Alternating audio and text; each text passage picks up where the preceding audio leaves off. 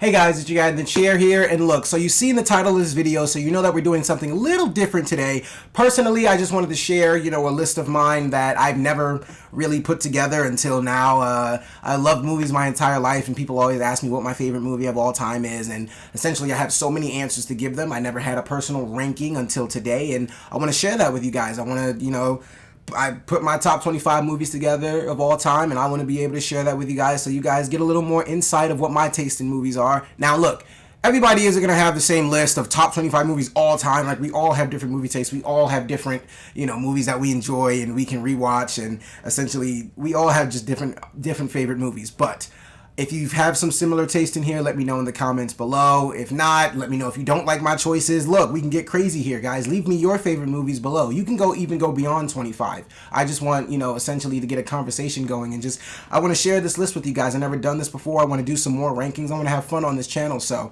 this is my first video, and without further ado, guys, this is my top 25 movies of all time.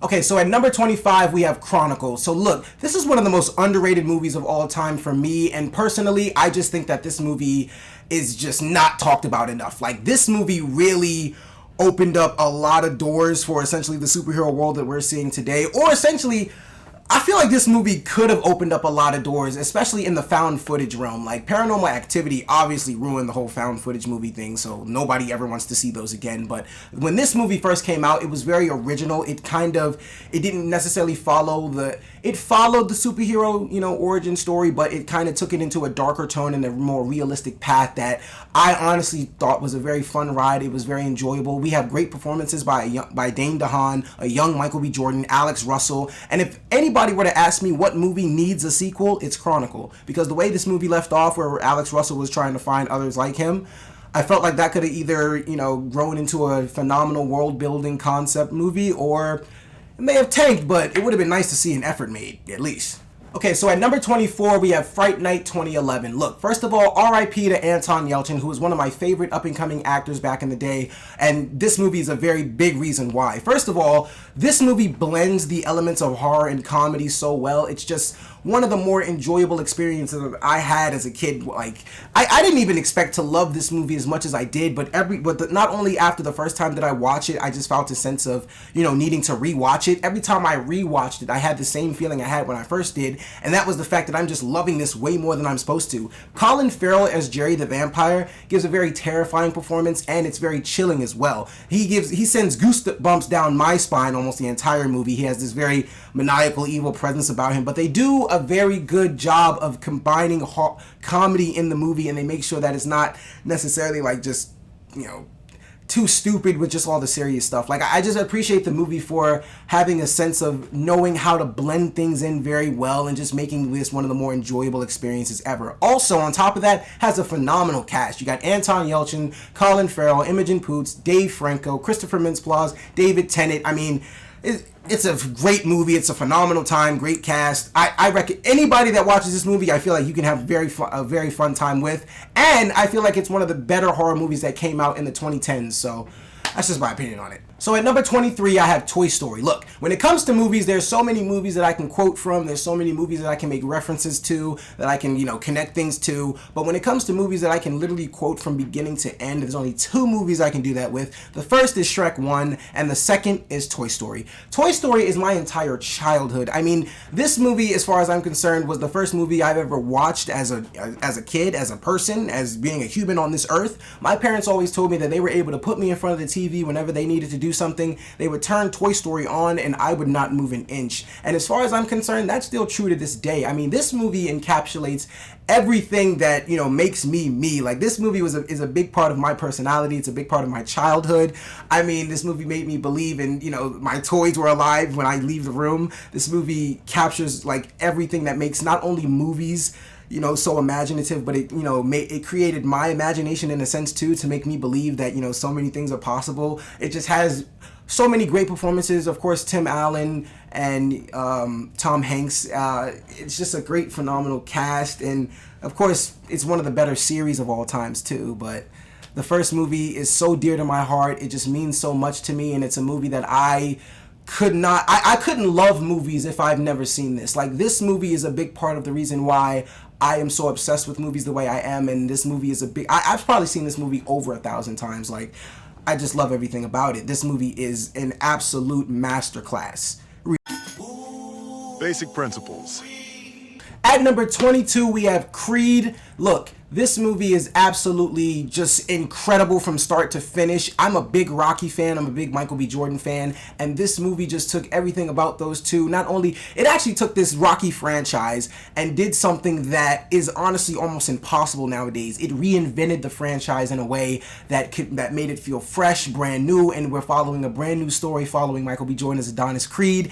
And I love everything about this movie. First of all, I love the fact that Stallone gave his all in this performance. Like, coming off of Rocky Balboa in 2006, I believe that movie came out. That is actually a pretty good movie, and I thought it was a very suiting ending to the Rocky franchise until this came out. And Stallone gives an even better performance in this one. I mean, he gives an almost Oscar-worthy performance in this movie. And it's just very nice to see him as, you know, the teacher in this part of his life, and essentially he's trying to guide Adonis to do whatever it, like, achieve his goals and essentially do right by him, because, you know, he feels like he owed it to him because, you know, Apollo was his best friend. And it's a very just heartwarming story. It has great fighting scenes. The one-shot boxing scene is absolutely phenomenal. Like, that's one of the more talked about scenes in the movie. I really enjoyed the antagonist in the movie too. I can't remember his name off the top of my head, but the antagonist in this movie is actually pretty good. It's just an overall great time at the movies, and it's very motivational, man. I mean, the training scene montage, next to none.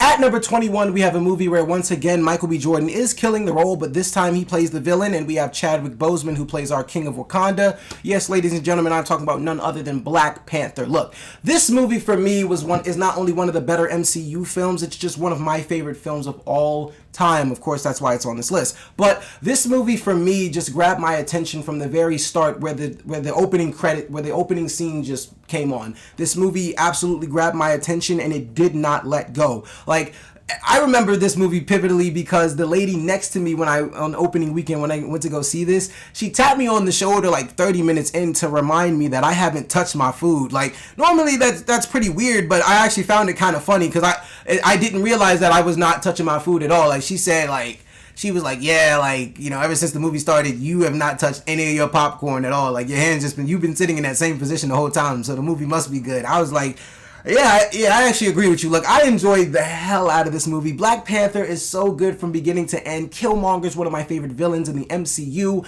Chadwick Boseman, of course, R.I.P. to him, gives one of the most best performances as T'Challa. I just find this movie so inspiring, and it's incredible to see, you know, black actors on screen, you know, portraying superheroes and watching a whole world unform or a whole world just be created, and it's surrounded by black people, man. It's just, Ryan Coogler really brought this whole world to life. You know, he brought this movie broke so many records. It made, you know, black people all around the world just feel like, you know, we're a part of something bigger, and we are now part of the MCU. Representation is important, and we felt that in this movie. And this movie for me is not only like rewatchable in so many ways, but it's just so iconic in that sense as well. Like, I just love this movie so much. Okay, so at number 20, we got Green Room. Look, this is another movie that Anton Yelchin was in, and this is one of the biggest reasons why I was such a big fan of his. If you want to feel tension throughout a movie for at least like an hour 25, this is the movie for you. And I mean like big tension, because this movie is absolutely terrifying. I mean, essentially, if you've never seen this movie, if you've never heard of this movie, quick summary of it, it's a rock band that plays at a Nazi bar. The Nazis do something to some guy. The band sees it, so the Nazis got to keep the band locked up in this room. Patrick Stewart is the Nazis' leader, so he's got to help the Nazis figure out what to do with the band. Essentially, it's kill them, because, you know, they feel like they're probably going to talk about whatever they saw. And let me explain something to you. This is one of the most intense rides I've ever been on. Like, I remember watching this movie I used to work at the movie theater, and I remember watching this movie on my break, and I saw a trailer for it, but I didn't really know what it was.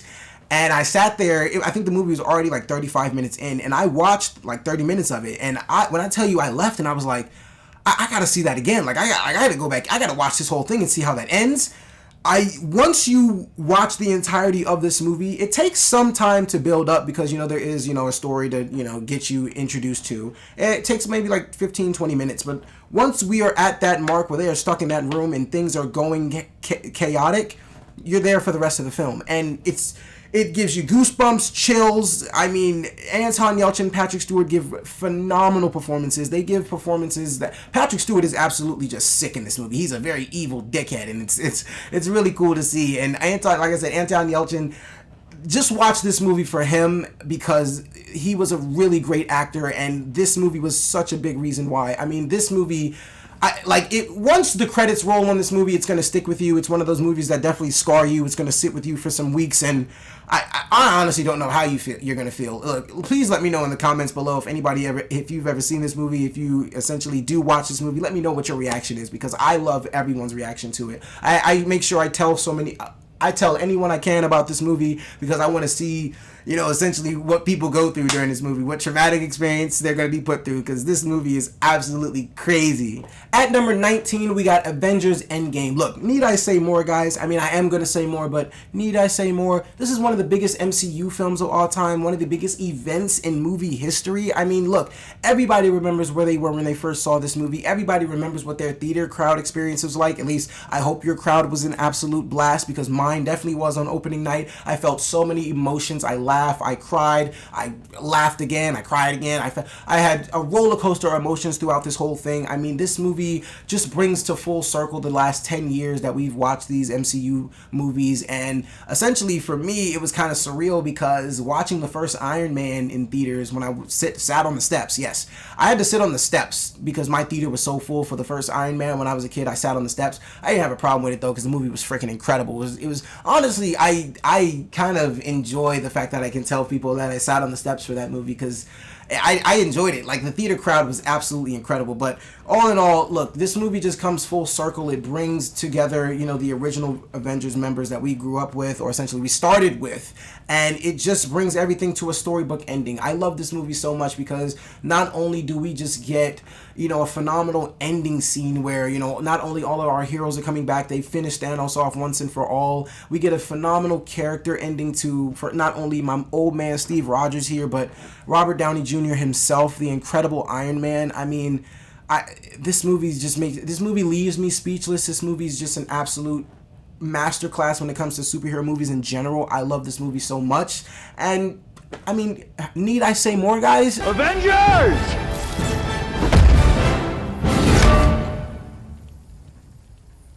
Assemble. Speaking of movies with unforgettable theater experiences, look, at number 18, I got SpiderMan No Way Home. If you're a Spider-Man fan, and I'm not only talking about Tom Holland, I'm talking about if you're a fan of Tobey Maguire, Andrew Garfield, this is the movie for you, because this movie is for all Spider-Man fans around the globe. I mean, this movie just absolutely left me speechless. It gave me Endgame type experiences with essentially like the audience and the crowd and things like that, because if you grew up watching these movies like I did, you get to see not only, Tom Holland literally grow into Spider-Man. Like, this is truly Peter Parker's origin story, and we don't really realize that until the end of this film, but this is Peter Parker's origin of him becoming the true Spider-Man that we all know and love, and really growing into that friendly neighborhood hero that we all need in our lives. And first of all, just credit to this film for bringing back our beloved villains such as Green Goblin, Doc Ock, Electro and Sandman. I could say are more beloved now than they were back then. I mean, Sandman wasn't bad in Spider-Man 3. I wasn't the biggest fan of Jamie Foxx's Electro. I think he's a much better character in this film here. But this movie just brings back all the villains, and it brings back all the feels of the old Spider-Man films, man. I mean, bringing back Tobey Maguire and Andrew Garfield, which, of course, we had to deal with that annoying plethora of, are they going to be in the movie or are they not, like all 6-8 months, however many months before the movie, that leak came out of them being on set. We had to deal with the fact that if they're going to be in the movie or not. I'm glad that we all just got to experience that together, and when they came on screen, we cheered louder than anybody I cheered louder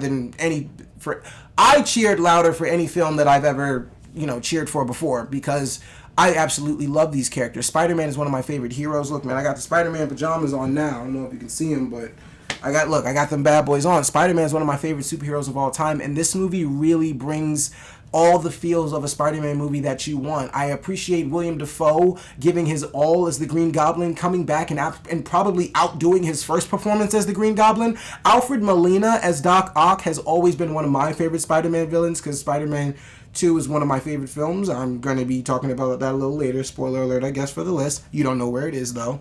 But this movie just really brought back all the interactions I wanted, and it gave Andrew Garfield a redemption as Spider-Man. Like, The Amazing Spider-Man 1, I will say, isn't a bad film at all. It's actually pretty good. It's actually a really decent Spider-Man film. I actually really enjoy that one. The Amazing Spider-Man 2 is what gives me such a bad taste in my mouth about that series in general, because I just don't like that movie at all. But this movie makes up for all of that. I mean, No Way Home, it not only gives you all three of your Spider-Man, it gives you just a heartwarming tale, and it gives you incredible action and an unforgettable experience as a Spidey fan. I truly love this movie so much for doing everything it did for us as Spider-Man fans, man. It was surreal. It was surreal watching a movie like this play out on screen. I never thought in my life I'd be able to say I saw Spider-Man, I saw Tobey Maguire, Andrew Garfield, and Tom Holland all in one movie before. Like, this is what the movies are about. It's about creating this kind of magic and creating whatever we can on screen to make people's hearts feel full, and that's what this movie did, and I just love it so much for that. Alright, so at number 17, we got Hereditary. Look, if you've seen a horror movie in the last, 5 years, you've seen or however many years since this movie came out, if you've seen a recent horror movie in the past few years, you've seen them essentially reference this one because they hate it so much, because essentially, I don't think anything's going to be able to top what this movie is. This is the last true terrifying horror movie I ever saw, and I'm talking about scared as in, when I left the theater, I was on the road by myself driving home. I had to look around. It was very creepy. That's the last movie I ever had to look around and make sure everything was okay, in the dark. That was the last movie that made me feel that way. And I saw that movie when it first came out, and I was I want to say I was 20 something when that movie came out, maybe 20 or 21 when it came out. But this movie's just absolutely terrifying. This is one of the best horror movies of the decade. This is one of the best horror movies, in my opinion, in general. This movie is just absolutely terrifying, because not only does it prey on essentially the demon aspects and things like that, and it just has a very creepy tone throughout the film. What I love about this movie is that the fact that it plays on your imagination. Essentially, it uses the fact that whatever you create in your mind is truly the scariest thing that can ever be whatever's on screen. Whatever's on screen, whenever the monster is presented to you, it's a lot less scary in that sense. This movie tries to play on your fears and your thoughts in your head, because for example, it'll have a shot in the corner or something like that, and it'll be a very dark corner. And for me, every time I watch this movie, I'm thinking something's moving in these shadows. Other people tell me no, there's nothing, and some people do tell me they see some stuff too. No, this movie messes with you in multiple different ways. First of all, Toni Collette, hats off to that woman, because she absolutely gave an incredible performance as this mom. The scene at the dinner table when she's spazzing on Alex Wolff, absolutely going in on that boy. First of all, it was well due, because she's been keeping it in for a very long time. And I don't remember the little girl's name, or I don't remember the actress's name who plays the little girl in the movie, but she's very good as well. She's very creepy.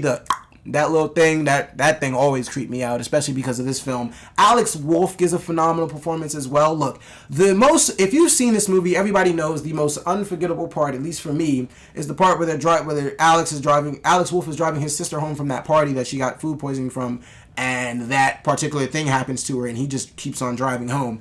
That scene itself deserves all the praise in the world, because that is true horror. She woke up, and Toni Collette wakes up just screaming in the morning because she just sees her daughter's body left over in her car. Who would do that? Who would just come home and just leave that in the car and not say anything? I know some of you might be saying shit. I probably wouldn't say much, but I don't know what I'd do in that situation. But this movie puts you in so many different scenarios and so many different places where this is true horror. And I love this movie so much from beginning to end. Ari Aster absolutely did what horror needed, and it gave a reimagination of it, because the horror movie genre for me kind of been lacking, and this movie is a pivotal reason why, because it's very hard to pass this one. Midsommar too, but it's very hard to pass something like Hereditary. This is top tier horror. I love this movie so much, man. If you haven't seen Hereditary, you need to get to that as soon as possible. And no, I say watch it with the lights off, but that's up to you. Fair warning. Fair warning. All right, so at number 16, we got Gone Girl. Look, this is another movie where I kind of walked in when I was working at the movie theater. I walked in really quick, watched it for like 10 to 15 minutes. This movie had a mysterious presence around it, to the sense where it's like you're really trying to figure out what's going on, but like not too many clues are being presented to you until it's time. And this movie it's a phenomenal mystery film. It's a great suspense film, and it really shows you why you really got to be careful with these white women nowadays, man, because what the heck? This movie's insane, man. I mean, first of all, I don't know what it is about Ben Affleck movies that, really why I'm so intrigued by them, but like Ben Affleck really has a sense of like really being able to get you involved and get you like caught up in whatever's going on in his films, like The Town. Like I never thought I would really enjoy a movie like this, but like when I walked in, like I remember watching the trailer for Gone Girl, and I was like, oh, okay, it's just another run by the mill mystery film, like a missing girl or whatever, and it doesn't look like anything crazy. No, this movie is absolutely crazy. It's batshit crazy. It's incredible from start to finish. I mean, this movie, like I said, this movie has a mysterious presence surrounding the entire film because you're trying to figure out what's going on here, like what their relationship is, why she left, or where she is, and what's going on. And once you get to the certain part of the movie where like the twist comes in, there's more twists and turns behind that. This movie has so many twists and turns around every corner. Ben Affleck and Rosamund Pike are absolutely incredible, and I got to give the movie props for actually having Tyler Perry be in this movie, and it was still good. Tyler Perry gave a pretty decent performance. Now, he's not in the movie like too long, but any movie that puts Tyler Perry in it and I'm not annoyed, or I'm actually saying, oh my gosh, he's actually very good in this film, I gotta give that movie twice as many props, because I'm not the biggest Tyler Perry fan. But all in all, Gone Girl is just a great mystery in general. It's just a movie that's going to keep you on the edge of your seat. You're going to be, even by the end of the movie, when the credits roll, you can't believe what you just experienced and what you just went through. It's a movie that essentially will always hit me in the same way it did the very first time. And Neil Patrick Harris, that's my guy, man. I feel so bad for Barney, but he got to put the playbook down every once in a while, man. He's just got to put the playbook down. Now, look, this movie is definitely going to be a little curveball from the movies that I've been doing so far. Look, but it's my personal list, and I really couldn't leave this movie off because I love this movie so much. At number 15, guys, we got Hitch. Look, I know what you're saying. Hitch? What? How is it? Like, why is it on it? Look, no. Let me explain something to you. Ever since I was a kid, Alex Hitchens has been the man. Like, this dude is just absolutely everything I wanted to be as a kid growing up. I wanted to be Alex Hitchens. I wanted to do whatever Alex Hitchens was doing. I wanted to get the girls like Alex Hitchens. Alex Hitchens was my inspiration. Like, this dude is absolutely the coolest cat on planet Earth as far as I was concerned, and that's still the case to this day.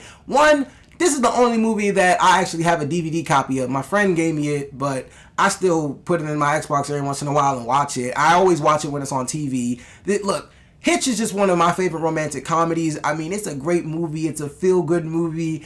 Kevin James is funny in it. It's great. It's a great story. It's a movie where I enjoy it from beginning to end. Eva Mendes is great in it. It has its cheesy romantic parts, but that's why we love movies like this, man. This movie Hitch is just one of the best movies for me, man. I enjoy. I'm a big romantic comedy guy. I'm a sap. I'm a sap for the romantic movies, man. And Hitch just hits me in the heart where I just can't leave it off this list. Like, it's one of my favorites. I gotta admit. Basic principles. There are none. Alright, so at number 14, look, we got Blade Runner 2049. This is a movie that not only is just visually captivating, but it's a movie that leaves me speechless every single time. I've seen it at least like 10, 15 times, and I absolutely love this movie, man. I mean, not only is Ryan Gosling and Harrison Ford giving great performances in this film, the true star of this movie is Denis Villeneuve. I mean, he is a sci-fi aficionado as far as I'm concerned, man. This world is absolutely beautiful. The directing and just everything about this movie, it just sucks you into this world, and you are absolutely just glued to whatever's going on screen. I mean, it's so visually stunning. It's beautiful to look at, and I feel like the story itself is very encapsulating. First of all, I remember I watched the first Blade Runner literally the same day I went to see 2049. I watched Blade Runner for the first time, and that movie really hit me in a way I didn't expect to. Like, I didn't really think I was gonna get the whole gist and concept of the Blade Runner films, but no, like this movie really has a very powerful message,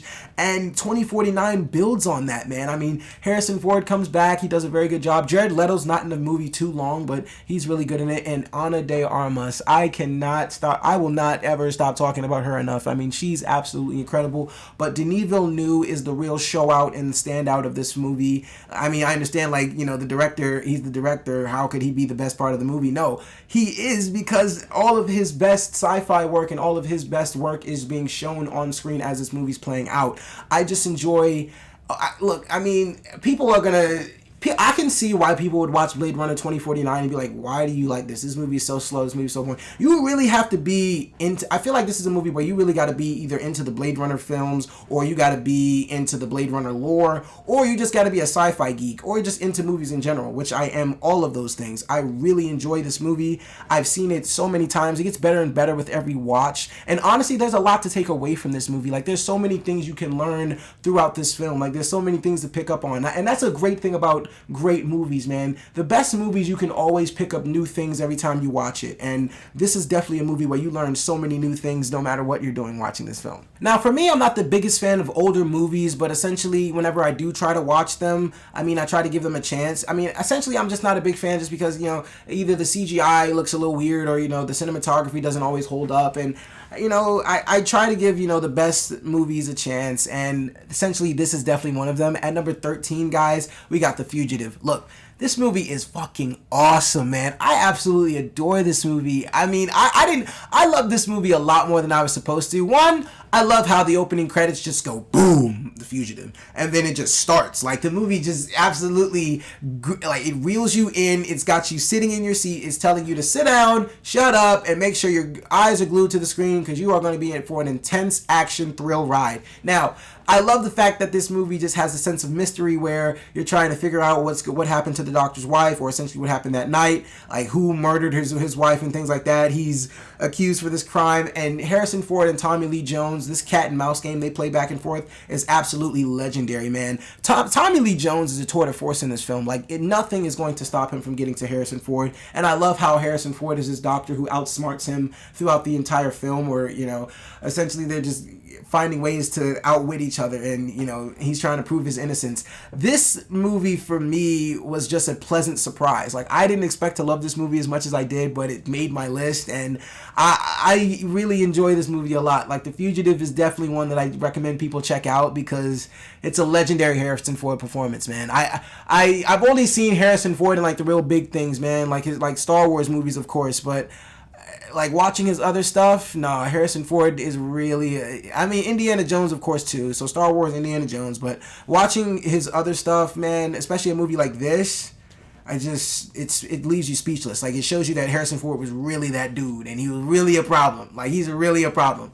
You ever have one of those movies that you wish you could erase from your memory and then essentially watch it as if it was the very first time all over again? Yeah, well, this is that movie for me. At number 12, we got Looper. Look, Looper is not only one of the best sci-fi films I've seen, you know, in my entire life, but it's essentially just one of the best concepts, like one of the best sci-fi concepts I've personally seen. I love the whole thing about, you know, a person just being sent from the future, you kill them, it's a contract kill, and essentially whenever they send you yourself, that's the end of your contract, you live up to that point. That's a crazy concept, because what I love most about this movie is the fact that we're seeing two different perspectives from Joseph Gordon-Levitt's life and Bruce Willis's. And first of all, Joseph Gordon-Levitt was on an absolute hot streak, like, when this movie came out. I think he was coming off of, like, 500 Days of Summer, Dark Knight Rises, then he had this, and then Bruce Willis, of course, who gives very inconsistent performances after this, gave a very phenomenal one in this one. I mean, from start to finish, guys, this is a very intriguing mystery film. I mean, the only mystery really surrounding it is, like, what's gonna happen with this kid, and, like, is Joseph Gordon-Levitt gonna protect him? But it really teaches a lesson about, you know, the decisions that we make in our lives and where it leads us, in a sense, like where it leads us in our lives. And I just really enjoy this movie. I think it's really cool. I think it's a movie where people can really enjoy it, and it's one for me where it just never, the movie never leaves my memory. Like, I'm always thinking about Looper. I'm always thinking about watching it. It's a very rewatchable film for me, and it's just a really good time. Alright, so at number 11, we got Inglourious Basterds. Look, the opening for this movie could be the sole reason that it made my list. And when I first saw this movie and I'm watching Hans Landa and, you know, the farmer have this conversation and go about it, I'm trying to figure out, like, okay, he's just searching for the family. And then once you really start to get into the gist of this conversation, like the way that this conversation takes such a turn shows you that you are in for a very unique ride. Like, Quentin Tarantino is really going to sit you in and buckle you down for one of the most incredible movies you've ever seen in your lives, because from start to finish, and I'm saying that about a lot of these movies, but literally from the very beginning of this movie to the ending, you are on a massive thrill ride. Like, you do not know what is going to occur in this movie. You don't know what's going to happen. You don't know who's going to die. You don't know who's going to live. Any character in this movie is expendable. They're just on a mission to get them 100 Nazi scalps. And Brad Pitt, Christoph Waltz, I'll get to Christoph Waltz in a second, but Brad Pitt, I mean, there's just so many great performances in this movie, especially from Brad Pitt himself. I mean, it's a great cast, but Christoph Waltz as Hans Landa, that's one of the best movie villains of all time for me. I mean, he is an absolutely demanding presence on screen.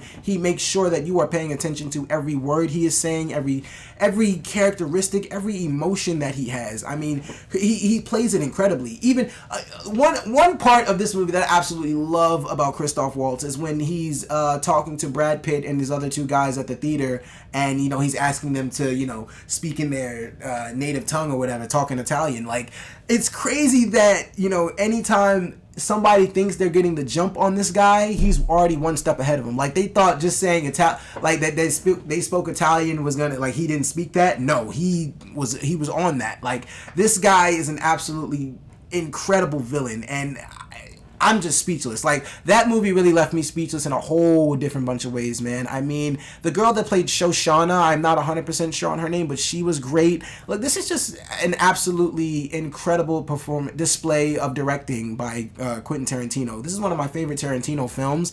This movie, if you've seen it, I mean, it's a lot of fun. I mean, even Michael Fassbender gives a great performance in this movie, and he's not even in the movie very long. And honestly, it broke my heart to see what his fate was in the movie, but I was so, like, shocked by that scene. It was just so much to process. Like, there's so many great dialogue scenes in this film. There's so many great tensioned built scenes in this movie. I mean, you're just gonna have a great time no matter, like, I don't see anybody watching this movie turning it off and saying, yeah, that wasn't for me, or I didn't have a good time. No, this movie's for everybody. I mean, it's pretty bloody, so fair warning, but we need them Nazi scalps. So, you know, what we gotta do, bastards gotta do what a bastard's gotta do. It's as simple as that. Needless to say, I keep a check. She was a bad man, nevertheless. Yes, that's right. If you know what song that is, which essentially most of you do, that song is so good that the sequel even needed it to be used in their trailer. Look, at number 10, guys, I got Spider-Man Into the SpiderVerse. Look, this movie not only revolutionized what animation is in films, but this movie also revolutionized what it means to be a Spider-Man fan. I mean, guys, first of all, watching Miles Morales finally come on screen as Spider-Man is absolutely surreal, because we've been begging for that for years. And for them to give us this kind of movie is absolutely incredible. I mean, I remember watching this movie for the first time, my jaw was on the floor the entire time. I mean, this movie is absolutely incredible. It's action-packed, it's got comedy, it's got heart. I mean, Jake Johnson is Peter B. Parker, Haley Steinfeld is Gwen Stacy. I mean, all the Nicolas Cage is Spider-Man Noir. Wherever I go, the wind follows. And the wind, it smells like rain. And I mean, it's so much fun to watch all these universes come together of these different Spider-Man, and you get to understand the full concept of what it means to be Spider-Man. I mean, even Chris, what is he? He's one of the Chris's. Chris Pine. Chris Pine got to play Spider-Man for a quick second in the Miles Morales universe, and even he did a good job. And you like, for me, watching that movie, I never I never felt like I had a Spider-Man experience like that before, like really seeing what it means to put on that mask and what it really means to be a friendly neighborhood Spider-Man. Like, you really get that lesson from this movie. I mean, this movie was so good, man. I remember after the first time I watched it, I think I went to go see it the next day, and then I took my brother the next week, and literally that same day that I took my brother, my friend texted me that he was going to see it, and I went to go see it with him. Like, I saw that movie I saw that movie like 5 times in the span of maybe like 6 days. Like, that movie absolutely stays with me no matter what. It's great every time I put it on. The animation is beautiful. The songs in the movie is beautiful. I mean, Kingpin is a great villain, and the Catherine Hahn plays the woman Doc Ock. I can't really remember what her name was in the movie, but it was absolutely just a masterclass of a Spider-Man film from beginning to end, and it's really one that sticks with you, man. It's a phenomenal film. This is the end. Hold your breath and count to 10. Feel the earth moving in. Feel my heart burn again. For this is the end. Alright, I'm gonna stop there. But look, if you know that theme song, if you know what song I was singing right there, look, then you know what movie this is. At number 9, we got Skyfall. Look, guys, this is the first Daniel Craig James Bond movie I've ever seen. Like, I've only ever seen one other one, and I think it was Die Again Another Day, or whatever that movie's called. I don't know. But this was essentially one of the first Daniel Craig James Bond films I ever saw. And you would have thought after I finished this film, I was the biggest James Bond fan in the world, because I could not stop talking about this movie. Look, not only is this one of the best James Bond films, it has the best James Bond theme song by far. It has the best James Bond villain, in my opinion, and it was such a great villain that the rest of this series couldn't even compare. Like, the rest of the villains that they had for the rest of these Daniel Craig movies, they half-assed, because Javier Bardem gave such an incredible, phenomenal performance as the villain in this movie. I mean, first of all, Daniel Craig gives a great performance as James Bond. I mean, the story itself, him getting literally shot into retirement by his partner or whatever Naomi Harris plays. Him being shot into retirement, and then him essentially having to come back on this mission, not being 100%, but he has to do what he can, and it just pushes a lot of limits of what makes James Bond, and this is one of the most incredible films, like incredible action films. It's action-packed, and when I tell you, Javier Bardem is demanding your attention, like he is literally needing it as the villain on the screen. You can do nothing but keep your eyes on him the whole time. I mean, like I said, Javier Bardem set such a standard, he set such a precedent in this film that essentially Christoph Waltz and Rami Malek, the villains that followed him, they couldn't even write them that well. Like, I like Javier Bardem set my expectations so high for Spectre and No Time to Die villains that, you know, Javier Bardem was here, those two villains were like here. Rami Malek was almost damn near down there, but Christoph Waltz kind of disappointed me too. Like, Javier Bardem set such a standard that honestly couldn't even be touched after the fact. And honestly, I think Skyfall really set like a huge James Bond standard. I don't know how that movie's going to be topped in the James Bond world. I don't think it can be. I just think this movie is an absolutely incredible thrill ride from beginning to end. Like, I was honestly surprised how much I loved Skyfall. Like, I saw this movie when I was like 12 or 13, and I was not the biggest James Bond guy. Like, I never saw Casino Royale or Quantum of Solace before it. Skyfall was the very first film I ever watched, and once I finished that, I wanted to watch anything that had to do with James Bond, because that movie made me want to be a super spy at that point.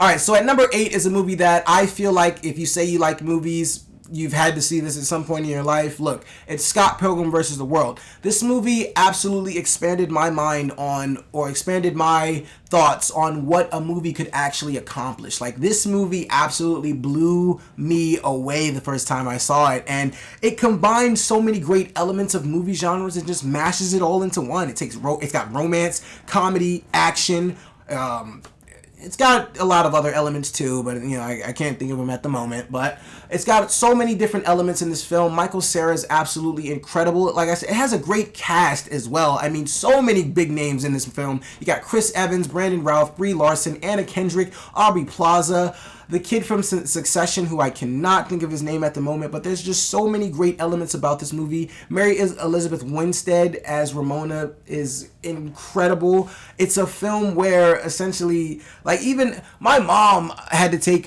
me and my friend to this film, and she's not even the biggest, like, she thought this was going to be absolutely dumb. She even got some enjoyment out of this movie. Like, she thought it was stupid, but she actually, I could see it on her face that she actually had a great time. I mean, if you were to ask me specifically what movie universe I'd want to live in, it's Scott Pilgrim. I mean, this video game world is awesome. Like, there's only one way to describe this movie, and it's absolutely awesome. I mean, there's just no other way around it. This, like, if you've seen Scott Pilgrim, you know exactly what I'm talking about. I mean, from beginning to end, you are laughing your ass off. You're on an incredible ride, like an incredible video game ride. I mean, it's a great movie in general, and I honestly wish they would have made more of these. I honestly think we could have benefited from that. Alright, so at number 7, we got Logan. Look, this movie is not only in my top 10 due to the fact that it answered the question, I wonder what Wolverine scratching somebody's face off on a rated R film would look like, but this movie's in my top 10 because it answered that question in the first, 30 to 45 seconds of this movie. I mean, look, among other things, Logan is just a fulfilling end to a great character story. I mean, not only a beloved X-Men character that we all love, but a beloved actor's tenure of playing this character. I mean, Hugh Jackman played this character for 20 years, and watching it all come to an end, especially with him and Patrick Stewart, where they have a great relationship as Logan and Professor X. I mean, this movie was just so incredible. Like, it was everything that us X-Men fans have been wanting, and it was a great note to leave on, especially with Wolverine, a beloved character that we all love so much, man. Old Man Logan was a story that a lot of people were wanting to see put on screen, and that's something we got here, and it was just done in the best of ways, man. I mean, there's so many awesome action sequences. I mean, like I said, we finally get to see these claws do what they were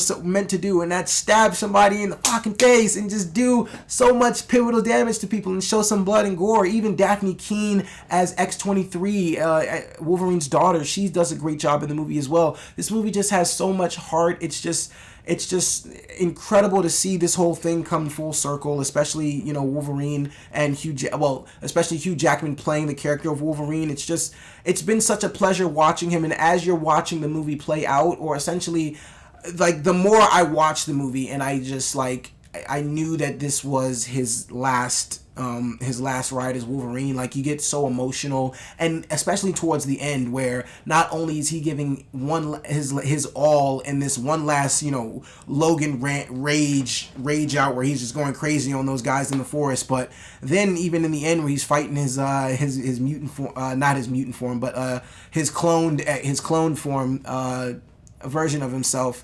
It's an incredible movie, and it's just one that I'd never forget, man. Like, I'm a big X-Men fan. I'm a big fan of Hugh Jackman, and this movie came out on my birthday, so I was very, it was just one of the best presents I could have ever received on that year, man. And I just really appreciate everything Hugh Jackman did as his character, and even the movie leaving off with the X, that's pure cinema to me, man. It's as simple as that. Alright, now this next movie may be a bit of a curveball to some of you, but essentially, if you know me, you know that I actually watch musicals quite a bit. So at number 6, guys, we got La La Land. Look, this movie was directed by another one of my favorite directors, Damien Chazelle, and Ryan Gosling and Emma Stone give us an absolutely bedazzling love story as these two characters. Now look, I understand people are upset at Ryan Gosling people were upset because, it's a white guy trying to save jazz. Look, I'm black. We all know where jazz came from. We all know who the original guys were who, created that, music sound and put that on the streets. Like, we know where jazz came from. Let's just enjoy the movie. I understand it's frustrating to see white people always have to be the saviors or the heroes of things, but whatever, guys. Look, this movie is absolutely incredible. Look, this movie is so beautiful to look at. This movie has incredible songs, incredible dance routines. I mean, the planetarium scene is just, it's an appreciation, man. I mean, look, I'm pretty sure me and my mom were the only black people in this theater, but I had a great theater experience with this as well, because I felt like me and the crowd were all in sync. We were all laughing together. We were all crying together, feeling the same emotions,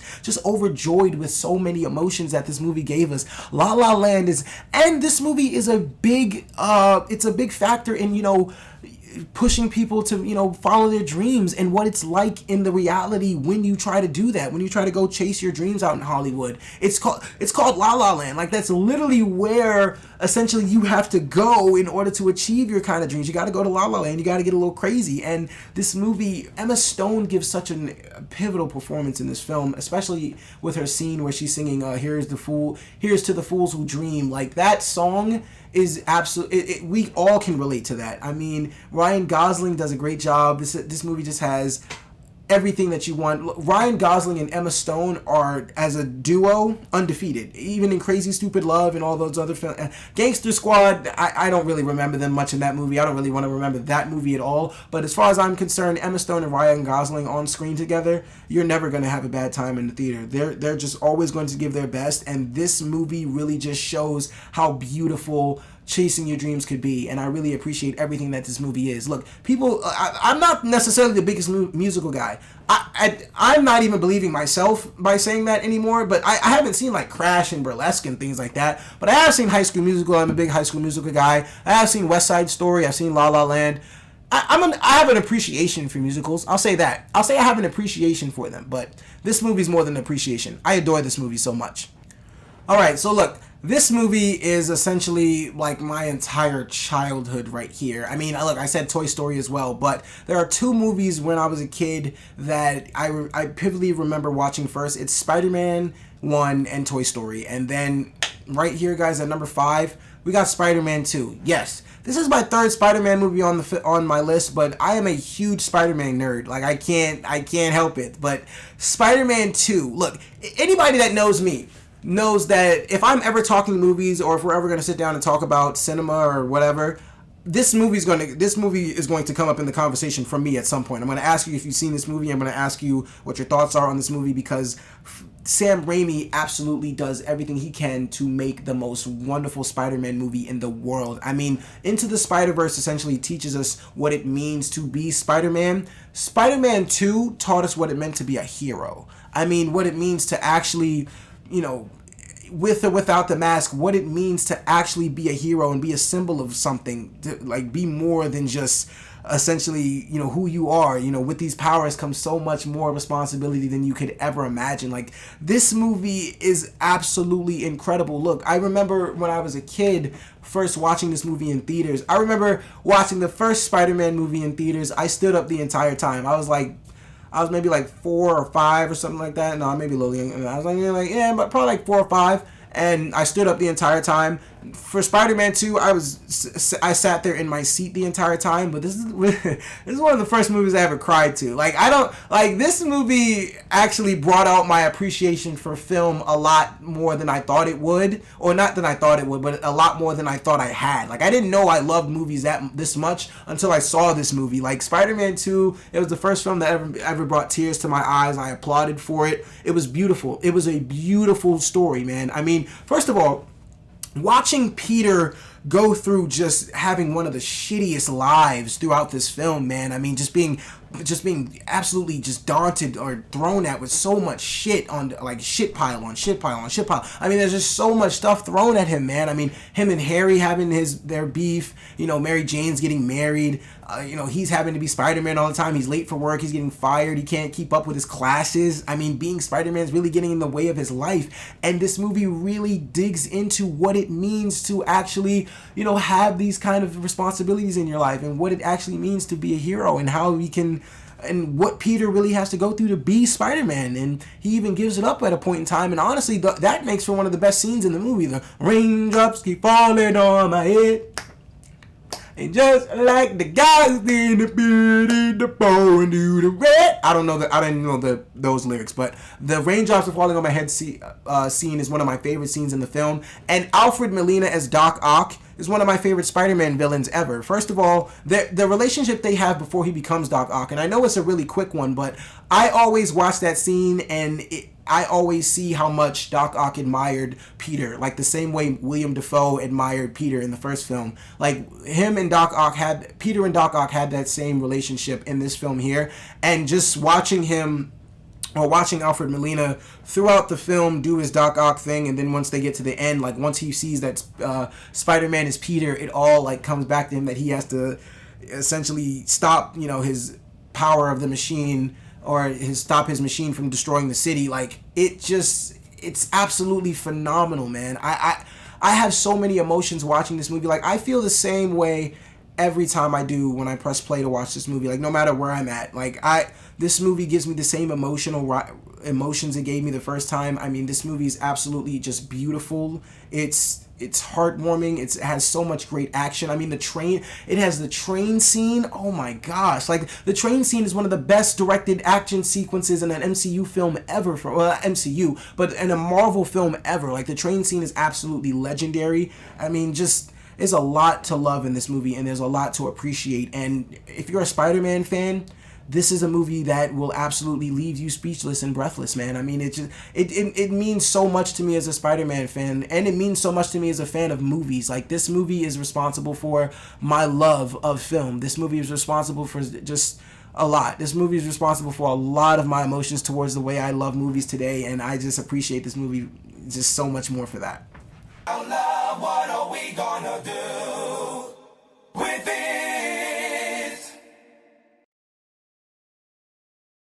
Alright, so look, if I didn't have this movie on my list, I feel like J.K. Simmons would come in here, destroy my set, probably kick a couple of stuff over, and then just cuss me out for like 30 seconds, except that 30 seconds would probably be the most excruciating 30 seconds of a cussing out I've ever been a part of, because at number 4, ladies and gentlemen, we have Whiplash. I mean, look, everybody knows J.K. Simmons is an absolute madman in this movie, and let me explain something to you. He demands your attention.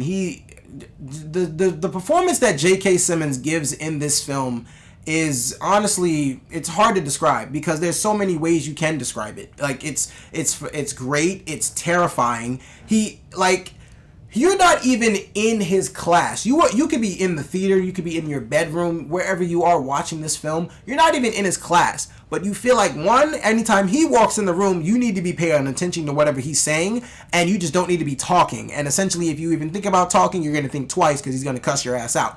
I mean, J.K. Simmons gives a speechless performance in this film. Like, he deserves every award in the book that year. Like, anything he could have got nominated for, he deserved to win an award for in this film, because Whiplash, he is an absolutely just tour de force. He is trying to do everything in his power to put the fear of God in you, man. Like, he's trying to make sure. And honestly, the more you watch that film, like, the very first time people see Whiplash, you may think like J.K. Simmons is like the villain in a sense. Like, not I didn't think that, but like some people, I definitely like watched it. I've watched this movie with so many different groups of people, and like some people definitely like off the first watch think J.K. Simmons is just a terrible guy. He's actually not, man. I mean, I actually grow a lot of appreciation for him the more I watch this film, because I truly see that there was a method to his madness. Maybe his madness was just absolutely off the rails, just batshit crazy, but I mean, there was a method to it, and he really did get great results out of his students.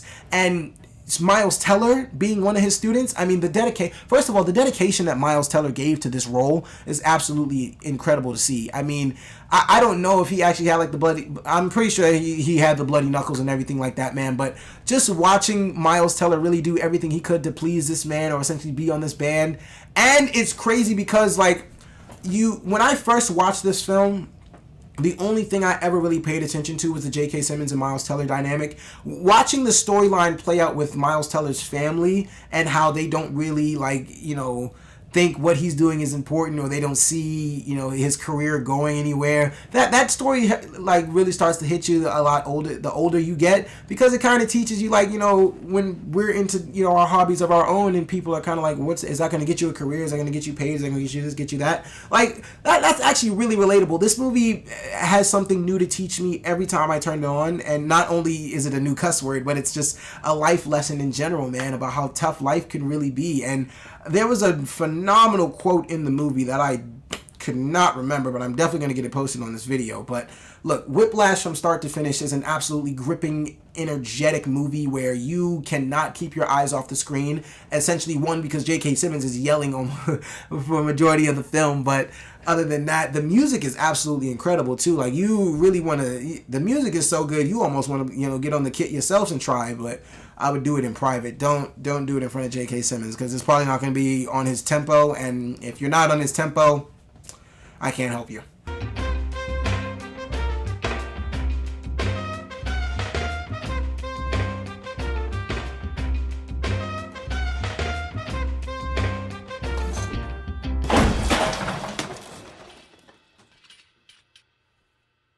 Alright guys, so at number 3, we got The Social Network. Look, me of all people, I did not think I was going to be interested in a movie about the creation of Facebook of all things, but essentially I rented the movie on Netflix, I put it in my mom's laptop, I literally put my headphones on the same, and got, you know, locked in the same way those bloggers in the movie did, or not bloggers, but like the guys that, the hackers that Mark Zuckerberg hired to create the website himself. I literally got locked in like them, and once I pressed play on this film, I wasn't the same afterwards, man.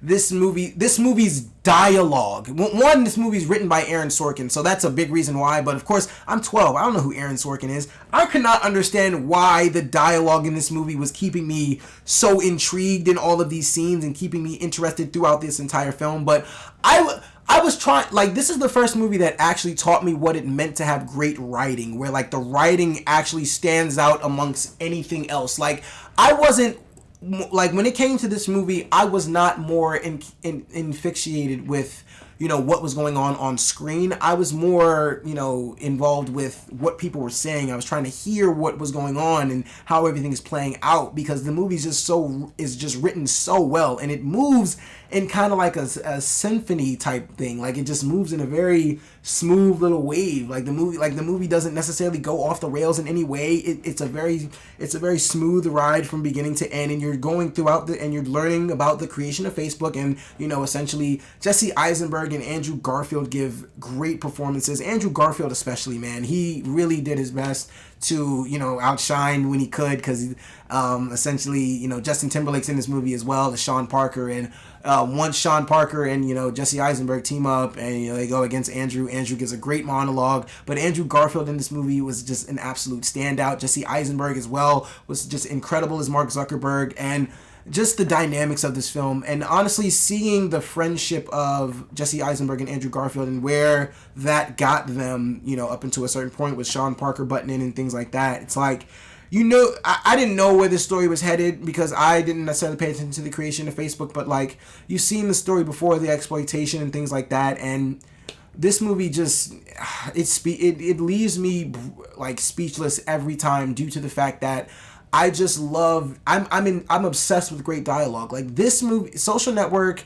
Inglourious Bastards too, because the beginning scene has great dialogue as well. Like, but The Social Network really taught me what it means to have great writing and have that actually be the focal point of the movie. Like, having, you know, characters, not like, it doesn't necessarily matter what character is speaking, as long as they're speaking in a certain way, doing it a certain way, or if the dialogue is written a certain way, you're going to be paying attention to it no matter what. Like, this is just one of my, it's a movie for me. The reason I love it so much and I favor it so much is because it was a movie that I wasn't expecting to actually enjoy that much. Like, it's a movie about Facebook. I don't even use Facebook. Facebook is for old people. But, oh gosh, a lot of people are going to be offended by that one. But if you're, look, Facebook's for old people. But this movie is for everyone. Like, I absolutely enjoy watching this with, like, so many different groups of people. Like, I remember me and my roommates were always watching this movie, and, you know, we enjoyed it every time. Like, we were able to relate to something new every time just because of the college aspect, and then essentially, you know, we just enjoy watching the dynamic of this, you know, whole Facebook thing play out. Like,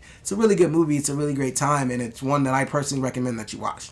Okay, so just to reiterate, look, I am not the biggest fan of older movies. It's essentially just because, like I said, the CGI doesn't always hold up, and it just looks kind of weird and just looks really old. But let me explain something to you. A movie that always holds up, and a movie whose greatness I really just can't deny, is this one's. At number 2, guys, we have Terminator 2 Judgment Day. Look, the crazy thing about this movie is I watched it before I watched the first Terminator, and that's only because we were watching the first Terminator, and my mom turned off that film like 5 minutes in because she wanted to see the one where Arnold was the good guy. And I was like, well, I want to watch this one. I don't understand why we got to turn it off. But then 3 minutes into the Terminator 2, she didn't hear a peep out of me because I was good. I was set. Like, nobody told me that. Of course, nobody told me that movie was obviously the better one. But no, like, easily this movie wipes everything about the first movie. Like, it just washes it completely, man. I mean, this movie takes everything that was so great about the first Terminator and it just blows it up times 12. Like, the action is bigger. The T-1000 is a lot bigger. It's a lot faster. It's a lot cooler. The melted little liquid CGI thing, like, that actually holds up very well throughout the years. Like, it actually still looks really good. It's really cool. James Cameron showed his ass in this movie, man. Literally. Like, well, not literally, but he showed his ass in this movie just by directing one of the most incredible action films of all time. I mean, yeah, you got your John Wicks and you got your Mad Maxes and all that stuff, man, but Terminator 2 Judgment Day set the standard for what great action is. Arnold Schwarzenegger gives a performance of a lifetime. Linda Hamilton as Sarah Connor is just absolutely iconic. I just love everything about this movie, man. I mean, literally, there's so many great one-liners. It's just the thumbs up at the end, man. I mean, yo, like Terminator, this movie's undefeated in so many different ways. If it wasn't for this next movie, this would be my number 1. But Terminator 2 is just absolutely undefeated in all accounts. Like, this movie just blows me away every single time. Like, this movie, it honestly, what surprises me most about this film is the way it just holds up. Like, the way you can watch it in any era, any time frame, anytime you want. Like, this movie will always hit you in the same way it's supposed to, and the action is just next to none. Like, this this is literally like what people would describe as like one of the biggest action thrill rides. Like, literally from beginning to end, you are on this roller coaster of straight action packed, and it's just great sequences. Robert Patrick as the T-1000. I feel like his little run in that movie, that's where Tom Cruise got his, but we'll see. I'm not sure who really did that first. I'm going to give the nod to Robert Patrick. If you guys know in the comments, just let me know below. But other than that, guys, look, Terminator 2 Judgment Day is just awesome. It's just simply action-packed, and it's just a movie where I can watch it whenever, wherever, and it's a movie that has always... Honestly, I remember after the first time I watched Terminator 2 Judgment Day, that movie stayed with me for a very long time. Like, it's all I wanted to watch. I was obsessed. I was absolutely obsessed with all the Terminator lore, man. Like, Terminator 2 Judgment Day is a movie that can hold up in any era. It can stand up against any action film you put it against. It has a great story, great score, great sequences, and it's just all around a great ass fucking movie.